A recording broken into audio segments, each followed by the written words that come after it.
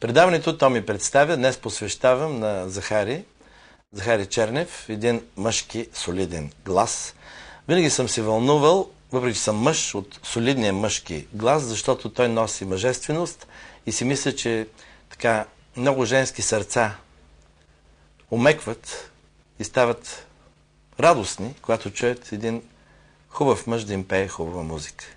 Захари има доста успехи по света и все още не съм го показал в предаване. Много се радвам, че пропътува, защото той не живее в Пловдив, пропътува целият път да дойде до Евроком България, специално в тези предпразнични дни. Ще ми е много приятно да си говорим и да слушаме музиката, която изпълняваш, записваш, обичаш, написваш дори, много пъти като текст.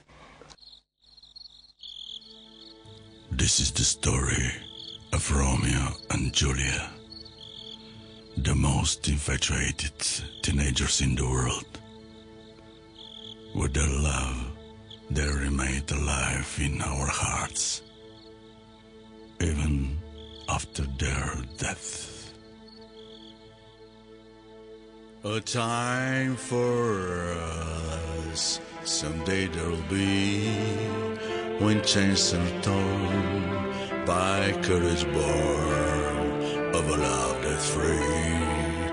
A time when dreams so long denied can flourish as we unveil the love we must now hide.